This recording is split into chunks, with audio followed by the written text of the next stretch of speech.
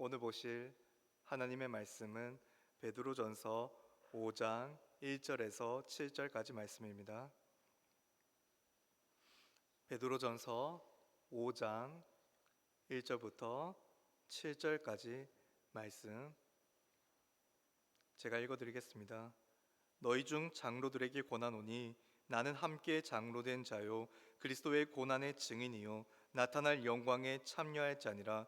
너희 중에 있는 하나님의 양 무리를 취되 억지로 하지 말고 하나님의 뜻을 따라 자원함으로 하며 더러운 이득을 위하여 하지 말고 기꺼이 하며 맡은 자들에게 주장하는 자세를 하지 말고 양 무리의 본이 되라. 그리하면 목자장이 나타내실 때에 시들지 아니하는 영광의 관을 얻으리라. 젊은 자들아 이와 같이 장로들에게 순종하고 다 서로 겸손으로 허리를 동이라. 하나님은 교만한 자를 대적하시되 겸손한 자들에게는 은혜를 주시느니라. 그러므로 하나님의 능하신 손 아래에서 겸손하라. 때가 되면 너희를 높이시리라. 너희 염려를 다 주께 맡기라. 이는 그가 너희를 돌보심이라. 아멘. 베드로전서 5장은 베드로가 교회 공동체에 주는 메시지가 핵심입니다. 교회 안에서의 겸손, 리더십, 그리고 고난 중에 굳건한 믿음을 강조하고 있습니다. 오늘 다룰 1절에서 7절까지의 말씀은 겸손을 심층적으로 다루고 있는데요. 겸손을 다루기 전에 먼저 교회 공동체를 생각해 봅시다. 교회는 어떤 곳인가요? 진리를 배우고 진리를 나누는 곳입니다. 교회를 통해 우리는 예수 그리스도의 복음을 듣습니다. 복음을 듣고 우리는 참된 믿음과 살아있는 소망, 영생에 대한 소망을 가집니다. 뿐만 아니라 고난 가운데서도 기뻐하며 거룩한 삶을 지향하며 하나님 사랑, 이웃 사랑을 실천하려고 노력합니다. 구원을 이루는 인생을 살아가기 위해 성도들은 말씀 앞에 바로 서서 서로를 뜨겁게 사랑하고 서로를 원망 없이 대접하며 서로를 위해 진심으로 봉사하는 삶을 살아갑니다. 말씀 안에서의 암과 행함이 역동적으로 일어나는 곳이 바로 교회입니다. 그리고 교회는 모퉁이 돌 대신 예수님에 의해 지어졌으며 교회의 머리가 되시는 예수님에 의해 운영되는 곳이죠. 교회의 중심에는 예수님이 계십니다. 우리는 예수님 안에서 참된 평강과 기쁨을 누리며 믿음 생활을 해 나갈 수 있습니다. 그리고 믿음 생활은 곧 예수님을 닮아가는 생활인데요. 예수님의 성품이 무엇이죠? 온유와 겸손입니다. 빌립보서 2장 5절에서 8절 말씀이 이를 잘 설명해 주고 있는데요. 제가 한번 읽어드리겠습니다. 너희 안에 이 마음을 품으라. 곧 그리스도 예수의 마음이니 그는 근본 하나님의 본체시나 하나님과 동등됨을 취할 것으로 여기지 아니하시고 오히려 자기를 비워 종의 형체를 가지사 사람들과 같이 되셨고 사람의 모양으로 나타나사 자기를 낮추시고 죽기까지 복종하셨으니 곧 십자가에 죽으심이라. 여러분, 이 본문에서 드러나는 온유가 무엇인가요? 온유는 힘과 능력이 없다는 뜻이 아닙니다. 예수님이 하늘 영광을 내려놓고 종의 형체를 가지사 사람들과 같이 되셨다는 것, 힘이 있지만 그 힘을 사랑으로 절제해서 다른 사람을 섬기는 것입니다. 공격 대신에 희생, 복수가 아닌 원수까지도 품는 사랑, 그 사랑이 예수님께 있었습니다. 이것이 온유입니다. 그렇다면 겸손은 무엇인가요? 자신을 낮추는 마음. 예수님은 자기를 비우셨습니다. 자기를 낮추셨습니다. 죽기까지 하나님의 뜻에 순종하셨습니다. 예수님은 우리를 구원하시기 위해 왕의 특권을 버리고 종이 되셨습니다. 예수님은 아버지의 뜻을 순종하기 위해 가장 낮고 수치스러운 자리인 십자가에서 죽으셨습니다. 생명을 건 순종, 이것이 참된 겸손입니다. 여러분, 온유와 겸손에는 늘 하나님의 말씀과 이웃 사랑이 담겨 있습니다. 모든 교회의 성도들이 함량해야 하는 예수님의 성품이죠. 이와 같은 관점에서 오늘 본문을 보면 베드로 사도는 1절에서 4절까지는 교회 지도자들에 대한 겸손의 권면을, 5절에서 7절까지는 교회의 모든 성도들에 대한 겸손의 교훈을 말해주고 있습니다. 하나씩 살펴보도록 하겠습니다. 먼저 1절 말씀을 보십시오. 너희 중 장로들에게 권하노니 나는 함께 장로된 자요 그리스도의 고난의 증인이요 나타날 영광에 참여할 자니라. 여기에 나오는 장로는 어떤 사람들인가요? 1차적으로는 말씀을 가르치는 목사이기도 하고 2차적으로는 말씀으로 다스리고 섬기는 장로와 권사와 같은 직분자들이기도 합니다. 한마디로 교회의 중직자들이죠. 중직자들에게는 막중한 책임이 있습니다. 그 책임과 의무를 다하라는 말인데요, 여기에 겸손한 마음이 필히 담겨 있어야 한다는 말입니다. 하나님의 양 무리를 칠 때 억지로 해서는 안 되고 자원하는 심령으로 하며 더러운 이익을 위해 하지 않고 기꺼이 하며 자신의 권리를 주장하지 않고 믿음의 본이 되라고 말하고 있습니다. 우리가 다 이해할 수 있는 말이죠.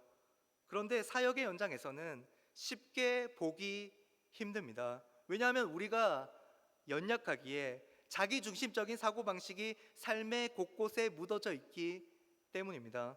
그래서 베드로는 1절에서 자기도 장로된 자라고 말하면서 두 가지를 강조하고 있습니다. 첫 번째는 그리스도의 고난의 증인입니다. 베드로는 예수님의 십자가 고난을 처음에 이해하지 못했던 사람입니다. 베드로는 예수님의 전능하심을 맛보고 그에 대해 누구보다도 인정했고 그랬기에 고난당하는 종의 모습을 예수님께 기대하지 않았습니다. 뿐만 아니라 십자가에도 예수님이 죽으러 가는 길을 반대하며 그리스도의 십자가 앞에서 주님을 3번이나 모른다고 부인했던 실패자였습니다. 사실 베드로 스스로도 떳떳하게 자신을 고난의 증인이라 말할 수 없었던 자였습니다. 그럼에도 불구하고 예수님의 십자가가 베드로 자신의 십자가가 되어 하나님의 놀라운 은혜로 주님의 양을 치고 양육하는 목회자로 만들게 했습니다. 베드로의 간증과 신앙 고백이 묻어나오는 말이 바로 고난의 증인이죠. 여러분, 부활하신 예수님은 베드로를 친히 찾아오셔서 3번이나 부인했던 실패자 베드로에게 의도적으로 3번 질문하며 베드로가 영적인 발돋움을 내디딜 수 있도록 만들어 주십니다. 내가 나를 사랑하느냐라고 물으며 베드로에게 내 어린 양을 먹이라, 내 양을 치라, 내 양을 먹이라 라고 3번 반복해서 말씀하시죠. 여러분, 베드로는 혈기왕성한 사람이었습니다. 열심과 열정이 가득했던 사람이었습니다. 주님과 함께 끝까지 가고 싶은 의리의 사나이였습니다. 그런데 예수님의 십자가 앞에서 너무나 무기력하게 넘어지는 모습을 우리는 성경을 통해서 엿볼 수 있습니다. 왜 그렇죠? 예수님을 따르는 길은 예수님을 부인하고 외면하며 자기 마음대로 사는 길이 아니라 자기를 부인하고 자기 십자가를 지고 가는 길이기 때문에 그 길 속에서 영적으로 나태해지기 쉽고 그 순간이 찾아오기도 하기 때문입니다. 하지만 여러분,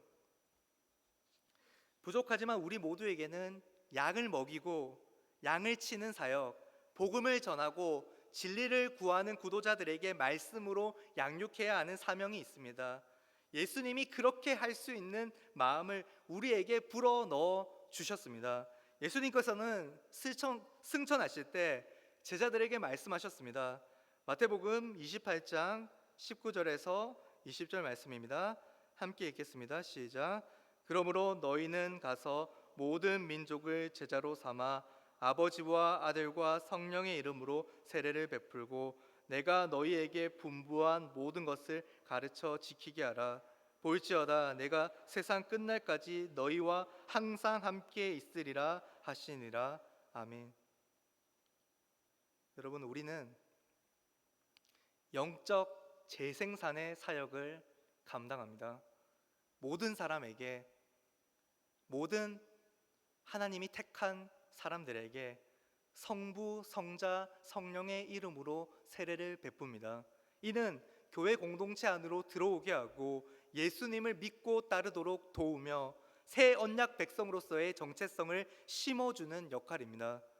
또한 예수님이 우리에게 분부한 모든 것을 가르쳐 지키게 하는 것인데요, 중직자들뿐만 아니라 모든 성도들은 소그룹 모임과 성도의 교제 속에서 말씀을 가르치고 믿음의 본을 보여 함께 말씀대로 실천하는 삶을 추구해야 합니다. 그런데 주님의 양을 먹이고 치는 것은요, 민족을 제자 삼는 일은요, 복음을 자랑하는 일은요, 자신의 능력과 지식과 열심으로 달려드는 일이 아니라 자신이 처절한 실패자였지만 은혜로 살아가는 존재임을 기억하며 겸손한 마음으로 오직 하나님의 은혜에 의지하여 감당해야 하는 사명입니다. 예수님이 3번이나 우리에게 물으십니다. 네가 나를 사랑하느냐? 내가 나를 사랑하느냐? 진짜 예수님을 본받고자 하느냐라는 말입니다. 늘 낮은 자세로 가난하고 애통한 마음으로 은혜와 의의 줄인 갈급함으로 하나님을 사랑하고 이웃을 사랑하는 것입니다. 이것이 중지자뿐만 아니라 평신도 사역자인 모든 성도들이 가져야 할 자세입니다. 여러분, 자기를 자랑하지 말고 예수 그리스도의 복음을 자랑합시다. 자기 의와 자기 공로를 내세우지 말고 하나님의 놀라운 은혜에 감사합시다. 자기 경험을 의지하지 말고 하나님의 살아있는 말씀, 영원토록 살아있는 말씀에 적극 순종합시다. 여러분, 우리는 고난의 증인입니다. 십자가의 증인입니다. 예수님의 피가 흐르는 예수님의 제자들입니다. 그렇게 예수님의 모든 것에 동참하는 자들이 됩시다. 그리고 2번째로 베드로 사도가 말하듯 우리는 나타날 영광에 참여할 자들입니다. 이 표현에는 현재의 고난과 대비되는 미래의 확실한 소망이 담겨 있습니다. 고난 뒤에는 영광이 있습니다. 그리스도의 길은 하나님의 영광에 참여하는 길입니다. 영생에 이르는 길입니다. 마지막 날 그리스도의 재림 때 완전한 하나님의 영광이 나타날 것입니다. 우리는 영원토록 죽지 않고 영원토록 하나님을 즐거워하는 인생을, 즐거워하는 삶을 살아가게 될 것입니다.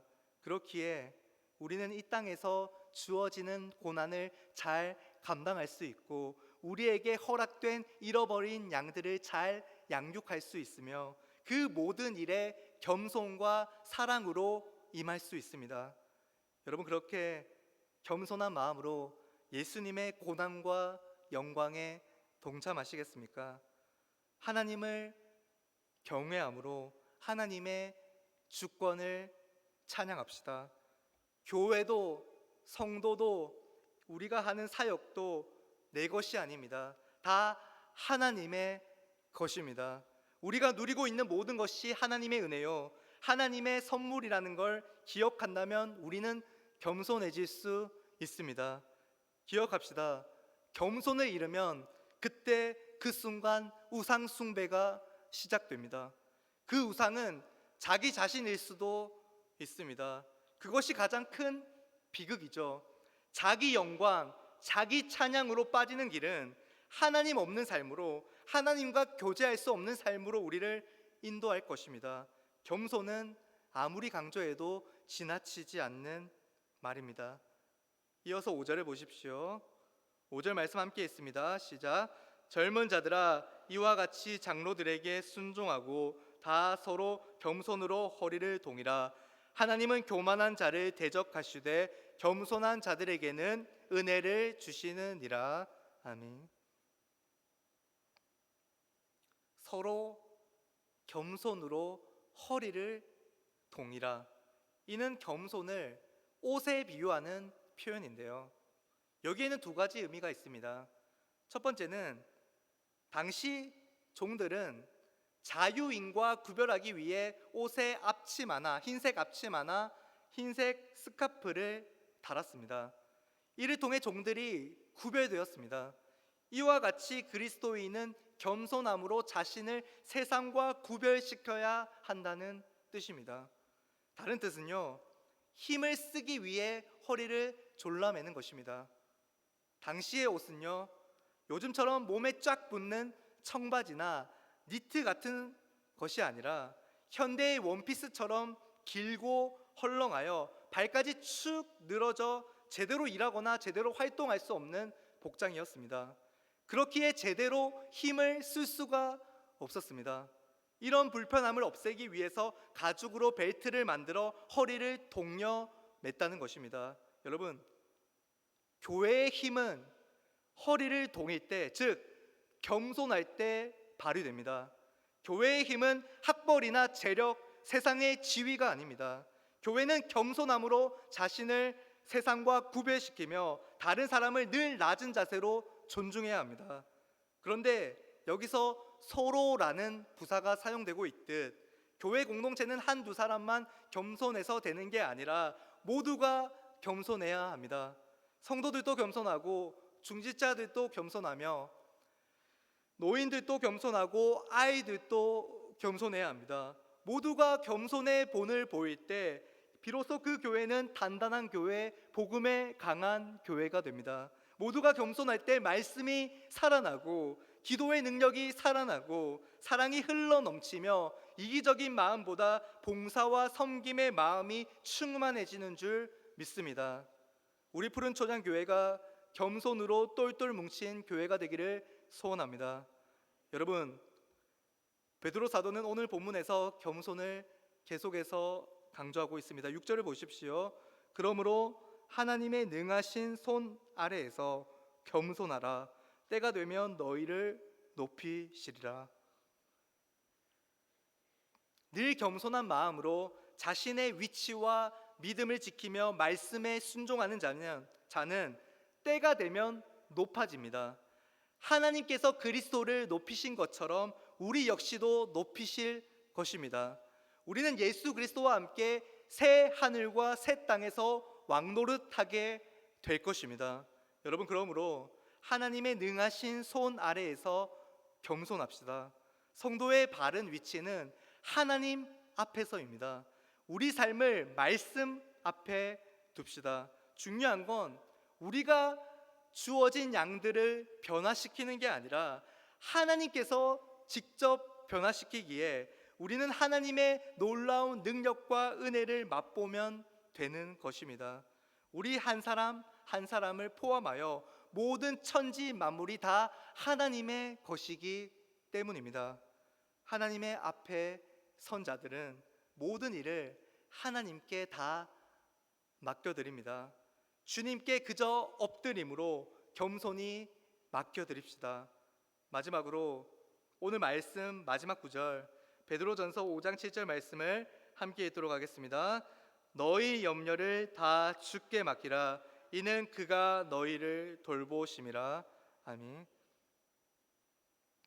세상 일을 할 때도 그렇고 가정생활을 할 때도 그렇고 교회 안에서의 신앙생활과 성도의 교제를 나눌 때도 그렇고 걱정과 염려는 우리에게 너무도 쉽게 찾아옵니다. 특히 염려는 우리가 스스로 감당할 수 없다고 생각하는 문제가 발생했을 때 우리 마음 가운데 불안과 두려움을 주는 것들입니다. 이는 하나님을 신뢰하지 못하는 태도죠. 하나님의 능하신 손에 우리 삶을 맡기지 못하는 태도죠. 그러므로 우리는 하나님을 신뢰함으로 우리 인생 전부를 하나님께 맡겨드리는 겸손의 자리로 나아가야 합니다. 그것은 바로 기도의 자리입니다. 하나님의 말씀을 가슴 깊이 새기고 예수님의 이름으로 간절히 하나님께 기도하며 우리 삶의 내용들을 하나님께 맡겨드릴 때 하나님께서는 단 한순간도 우리 삶을 떠나신 적이 없었음을 발견하게 될 것입니다. 하나님의 은혜가 그 가운데 넘치게 될 것입니다.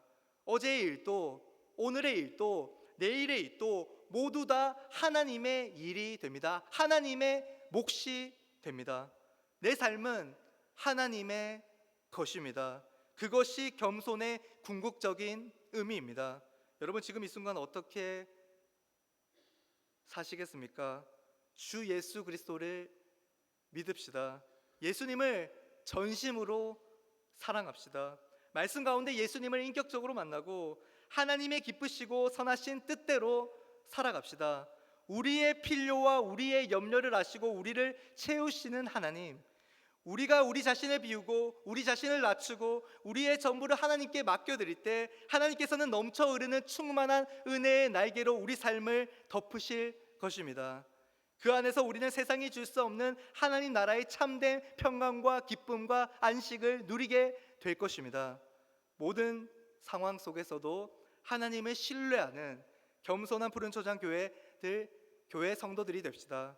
모든 것을 하나님께 맡겨드리고 주님께서 우리에게 분부하신 일, 주를 사랑하고 교회를 사랑하고 이웃을 사랑하고 잃어버린 양들을 사랑하는 일에 늘 최선을 다하는 귀하고 복된 성도들 다 되시기를 간절히 소망합니다. 찬송